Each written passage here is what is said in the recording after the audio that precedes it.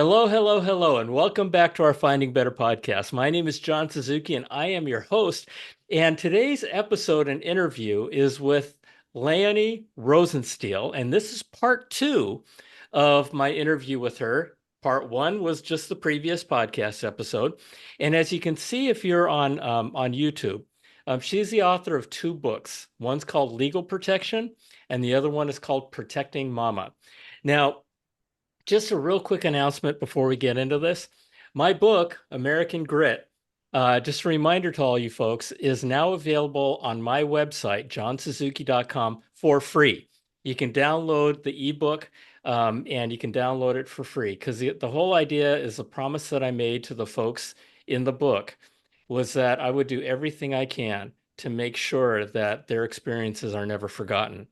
And so take a look at the book, download the book, let everybody you know who might be interested in that chapter of American history know that that book is available and they can download the ebook for free. Okay. So with that, back to Leonie. Hi, Leonie. Hi, nice to be here again, John. Good to see Yeah. you. I just want people to know that Protecting Mom is also available free on Kindle, Oh, and good. they can get the Kindle edition if they're a member of Amazon Prime. Wonderful. Thank you for sharing that. And in our previous episode, we talked about conservatorships and guardianships. And for those Right. of you who don't know what those are, like me, you hear about it. You heard about Britney Spears. You might have heard about it in the news or stuff like that. This is really crazy stuff. I was just going to use a bad word. But this is insane. And just kind of to remind people, or just kind of a review of our last episode, we talked about how Lanny woke up one day and found that taking care of her mother was taken away from her to the extent that she wasn't able to see her mother for 3 years because of this legal thing called a guardianship. And in our last episode, Lainey kind of laid out how everything worked, and I can't remember another episode or another interview where I thought the words "Oh my God" so many times, and realize that this can happen to anybody. It can happen to anybody. And as we're talking, folks, you're going to hear Lainey, and she's going to tell you some stories that are the kinds of stories you would share in a bar room, right? Where you share over drinks and everybody's going to go, "Oh my God, that never happened. There's no way this stuff happened." She wrote books on it, folks, right? And this is one of those things. And Lainey, God bless you for what you're doing because this is about our legal system, and she wrote legal books about our legal system. And so this is really heavy stuff. And but the whole idea here is I've asked Lainey to share her experiences with you because as you listen, you're gonna go, that can happen to me, that can happen to my parents, and we're going to talk about what you can do to protect yourself. So, Lainey, welcome back. The after we ended our the first part of our interview, you shared a story about a guy who passed out, and this is something I've never passed out before, but I can imagine people passing out all the time for whatever reason, right? Could be health, could be whatever they happen to be doing at that time. But to share that story with the audience. Okay, now first I want to tell everybody I'm not an attorney, Yes, and thank you. I want to make sure everybody knows that, and I'm not giving legal advice. But Right. the first story that you're asking about happened to a former airline pilot in Florida. Hmm. He drove his car into a gas station and passed Uh-huh. out. People noticed he just passed out. He had a medical episode and he lost consciousness. They noticed that he lost consciousness and they called 911. The emergency techs came, they took him to the hospital. When he woke up from being unconscious, he was under guardianship, under legal guardianship by someone he didn't know at all that the state had appointed. And for 2 years, his family couldn't find him. His family lived in another state, and they didn't hear from him. And they started looking for him because they weren't hearing from him. And they couldn't get in touch with him. They couldn't get in touch with him. Finally, one of his, I think it was his niece, uh, decided she was going to make this her priority. And she had taken it on as a job. And she finally tracked him down. He was in Florida under a guardianship, but they had gotten no notice. They had not heard anything. And when they finally got in touch with the hospital, they found the hospital. It was because his niece had special ability to track people down, Mm-hmm. so she could do it. But everything in medical records, as you know, comes under secrecy and privacy laws Right. The and HIPAA laws. is not available. And so she finally found him and they started trying to sue the hospital. How could you do this to our relative? I mean, we're here and we would be happy to take care of him and help Right. him, Right. but we didn't get the opportunity. And they said, well, we couldn't find the contact information among his papers when we took him in. When they admitted him. So Right. they said we didn't have access to that information, and they made no other effort to find it if it wasn't in his wallet, and it didn't say contact Mary Sue and give her number. They weren't going further than that with their investigation. And so this man ended up under guardianship for 2 years. By the time that his family found him, he had had a collection of artifacts from all over the world from being an airline pilot. They had sold that, they had sold his condo, they had sold everything he owned because they had put him in a facility because they thought he had no family. And that is Oh my how gosh. easy it is for something like that to happen. Now, it's not just Okay. Florida. I'm not accusing the state of Florida. It's Right. happening all over the country. Okay, so let's unwind that just a little bit. Okay, guy goes unconscious. They call 911. He goes into the hospital. Now, the hospital, from the hospital's perspective, they're trying to figure out who to contact. The guy is unconscious, right? And so they look in his wallet. They can't find any contact information. So that's hint number one. Put your emergency contact information in your wallet, right?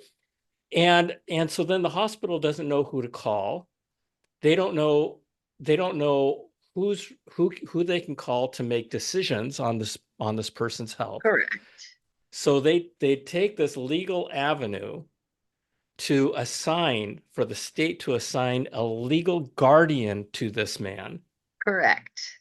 And so now he is under the control, literally the control of the state. And and the family can't find him because there's no records out there of anybody that is available because of the HIPAA laws. And so the state then puts him into a facility because Well, they don't know what else to do his with this man. guardian did with the permission of the state. One of the things you run into when people go into a hospital is, especially if they're older, they come under Medicare. Medicare has regulations about how long a particular condition, a person with that condition can stay in the hospital, and they don't pay the hospital after that date passes. And so the hospital has to be looking for how do we mitigate our financial risk Which is by how the heck do getting we get this guy out of here? exactly how do we get him out of here so we don't lose money? And so that is Oh, where the guardianship situation comes in. Oh, depending on how serious the condition is and how long he's quote unquote permitted to remain in the hospital, they've got to find somebody to make decisions and they've got to find them fast. And so they go to the court and say, we need an emergency guardianship. oh no. And they get an emergency guardianship. But if nobody comes along to challenge that, and sometimes there are specific lengths of time during which someone can come and challenge it, if they don't contact the people who would challenge it, there's no challenge and it becomes permanent. And this legal guardian has authority over person's checkbook, person's belongings, person's property, person's everything. You got it. Now, What a nightmare. So this Yes, poor guy blacked out in a gas station, and he woke up basically a ward of the state. exactly.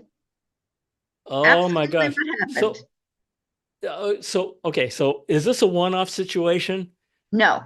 And in fact, someone sent me a copy of a presentation that was given to an organization called the National Guardianship Association.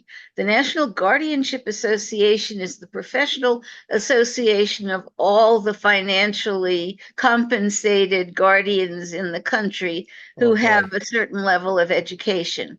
Now, that presentation was given by somebody from the Midwest, from a hospital system in the Midwest, talking about exactly the procedure I've just described and how easy it is, and how easy it is for guardians to cooperate with hospitals in getting people placed under state mandated guardianship. Oh my God. So this is going on everywhere. So So and so this situation, the guy disappeared. I mean, as for all intents and purposes, for his family, as he far as his family disappeared. was concerned, he vanished. They had no idea what happened to him. And this is happening all the time. It's happening all over the country. Florida used to be famous for having people taken into guardianship. I used to know an attorney used to try and get them out. So I knew it from that perspective. He said somebody would complain that maybe they were not as sharp as they used to be, and they would be placed in a holding facility. And then when it was time for their competency exam, they would be drugged before the competency exam. So they couldn't answer questions. And then they would be placed under guardianship and kept in the facility. It's horrible. It sounds like something from a nightmare, doesn't it? It sounds like a horror movie. Well, it is a horror movie, except Yeah, people are living it. except it's written. Oh my gosh. And so Oh I my used I gosh. used to know that attorney, and he was well known for getting people out of that situation by insisting that they not be drugged before their competency exam, that My they be drug God. tested before the competency exam. Are you serious? And I, yeah. I think of Florida as the Sunshine State, right? And Well, it's got the place sunshine. where lots and lots of old people move to, right? Yes, that's And a one lot of of people the retire. uh-huh. That makes it one Wow. of the prime fields for this. Oh my gosh. So I mean, I think about my own life. I think about my kids. I think about whatever. And, I could get into a car accident. I travel a lot for folks who are traveling. Yeah, I can get into a car accident. And, I have been in a car accident where I got knocked unconscious Mhm. and end up in the hospital. And if they don't find my contact information, whoa. Yeah, you need to have it readily accessible. Okay. Okay. I think about I'm going to a solution here, but I was just thinking about what I'm going to do. But on my phone, right? Yeah. I'm actually, I might put something on that as that photo that says in an emergency contact, right? Well, are Um, they going to be able to access your phone? Because well, that's what I'm saying people is that lock I'm going to their put it. phones. Yeah, but so that's what I'm saying, putting it before the lock, putting it That's a on good on the idea. part that Yeah, right because there, otherwise right? nobody can get into it to get that Yeah, information. That's the exactly. problem. Exactly. Yeah. Oh my gosh. Oh my Okay. gosh. Okay, so Well, share that's one fine. more story. Share Oh, one more story I've where I'm got a where I'm whole I've got a trust story that I can tell you. A okay. story about an actual trust. This is from a new book that hasn't come out yet. There was a family in southern New Mexico. They had a big ranch. The patriarch owned the ranch. He wanted to make sure that it was in trust. He had two sets of kids with two different women at different times, and they all knew each other, and they were all friendly, and they were all family. And he decided he was going to protect their inheritance. And so he Okay. set up a trust. Um, And his eldest son from the first wife was managing the trust because he lived on the ranch and he was the foreman. And so everything's fine. He's taking care of everything for some number of years. Nobody's unhappy. And the patriarch has a terrible accident, ends up in the hospital. They call the son and say, we don't think your dad's going to make it. You should get the family together and come and, see him. Mm-hmm. And the son thinks, oh my gosh, I had better call an attorney because the attorney who drew up the trust is long gone. It was years before that he drew it up. And I better find an attorney to talk to because I've got all these people I'm now responsible for taking care of. So he Mm-hmm. looks, and at that point, it was the phone book. It was the early Right. years of the 21st century.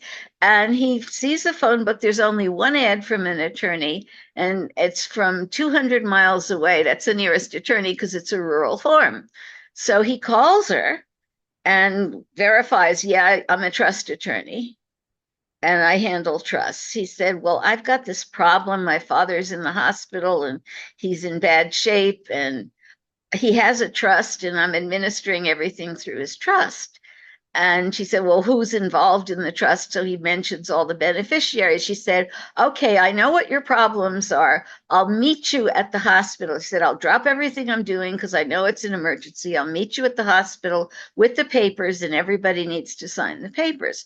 So she gets to the hospital. The family's all assembled. The trustee signs all the papers and all the other people do because he did. Father passes away a couple of days later. Suddenly they all discovered that the land's up for sale.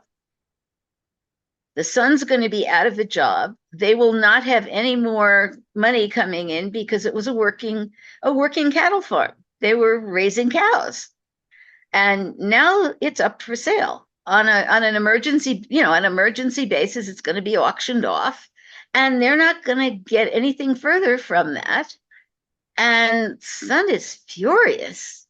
What did you Yeah. do? He says to the attorney. She said, well, I did what I was supposed to do. The purpose of a trust is to be dispersed to the beneficiaries. And he looks at her like, what planet did you come from? This was my family inheritance, belonged to all of us, and you're just frittering it away. And she said, oh, I did what I was supposed to do. So he goes to the Bar Association to complain. Bar Association backs up the attorney. Oh, no, she What? did exactly what she was supposed to do. And he's just horrified. And so is the rest of his family. And he takes her to court. He sues her.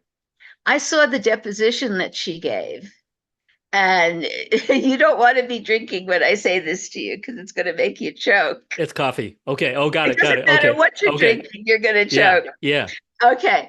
Um, she said during her deposition, yes, of course I told him that. We're always taught in law school that the purpose of a trust is to be dispersed to the beneficiaries. She said, besides, he hired me on behalf of the trust, and that's what's always in the best interests of a trust. If he had hired me on his own as the trustee, I would have given him different advice. How do you like that one? Oh my God. So Seriously? seriously, it's in her deposition. She was under oath when she said this. If he asked me for his own best interest was obviously to keep his job and his home. No, you don't think so. Wow. No, So isn't that yeah, awful? yeah. How is a layperson So supposed to know how to hire an attorney based on what his best interest is if he's not yeah, an attorney? that's crazy. So what? So was a view that she did that on purpose? She did that. She I'm not set it up. inside this woman's head. Yeah, I'm not but inside but her head, but she just took the perspective. Now, I know that she is an attorney who does a lot of work for people who have developmental disabilities. She does trusts for them.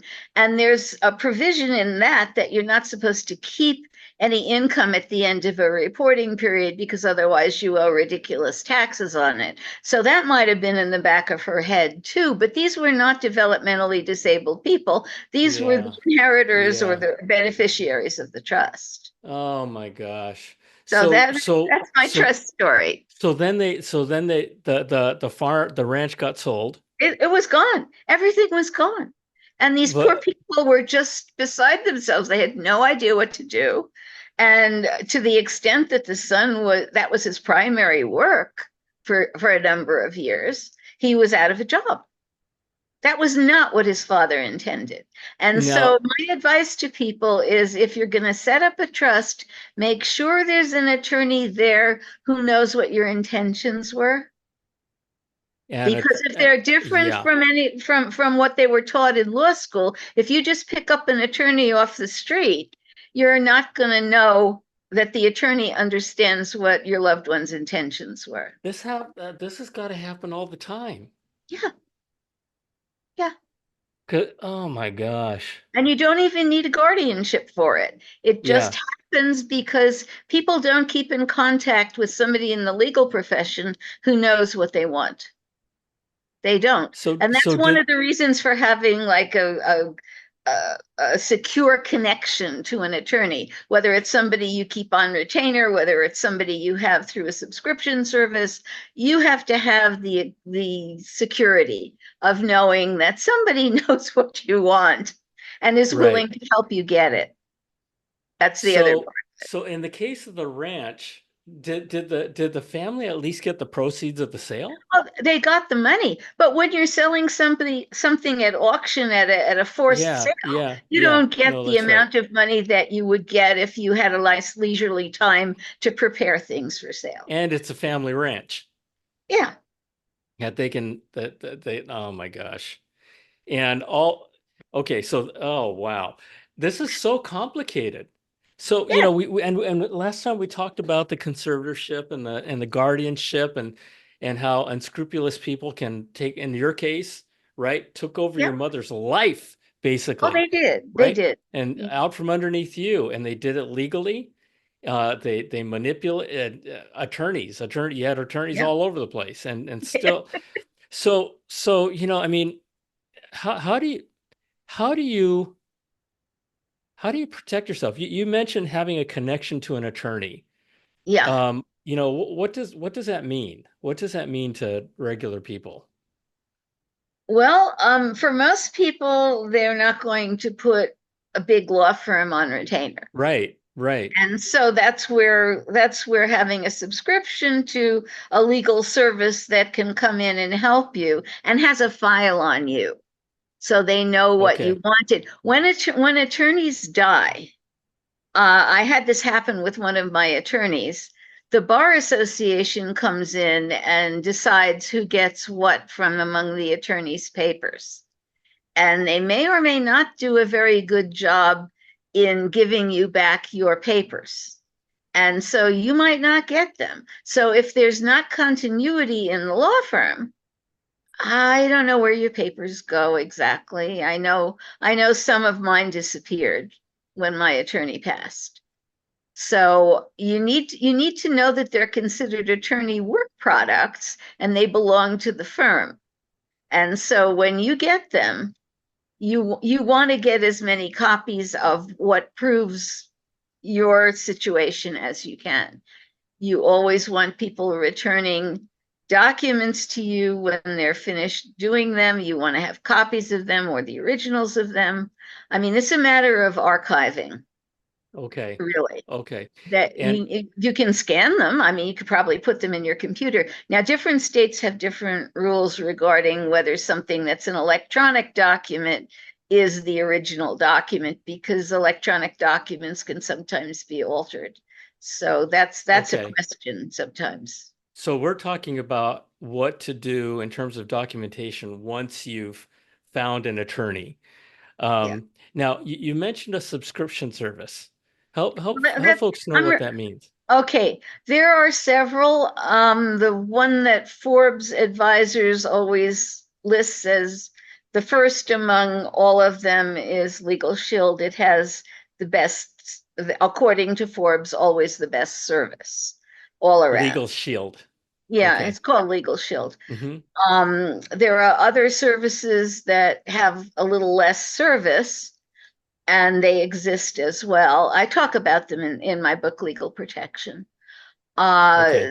there are some that seem to be much better than others. So Okay. I've Okay. I've discussed that. I'm going to come out with a new edition of Legal Protection because some of the information will be changing shortly. Okay. And Well, I'll so tell you, there will be a second edition. Yeah. so I have it. I have it right here. There's And going to be just there's going to be a second edition. okay. So for everybody, it's a really easy read, and it's got cartoons. And so if you're the first point for me, the absolute most valuable thing that has happened so far is the awareness that this shit happens. Excuse my French, but It this is does. this really pisses me off. And the problem is that unless you I mean, if you don't know that this stuff happens and you don't know that it could happen to you, you could find yourself in a really, really bad spot for no fault of your own. I mean, just life comes along, you pass out in a gas station, you know? And so, so, um, so Leonie, what is the happy ending here? Happy ending is we're all going to work together and change this. We are. Yes, We yes, are. we have to, because this, what you presented to me, and again, this is the kind of thing you talk about when you're halfway drunk in a bar somewhere, and You you're want to telling these be. stories, right? And people are going, "Oh yeah, no, that never happened. Yeah, you're full of it." This stuff is happening, and it Yeah, seems it's like this. It's like um, this, this sub industry, the sub legal industry that's happening, that's kind of out of everybody's sight, out of our sight because of all the secrecy and all the confidentiality that's built into the system. right. And if you don't know about this, folks, holy cow, you can wake up in a whole different world, right? Absolutely, John. Absolutely.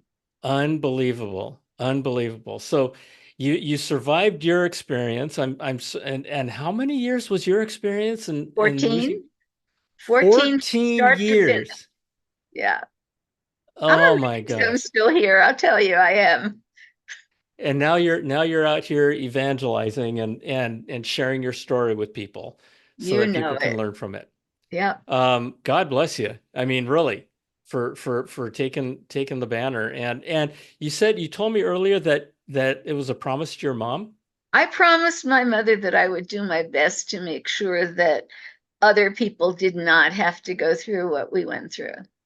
Oh my And that gosh. I would Good tell for her you. story. It took me 5 years to get the records released by the court to be able to tell her story.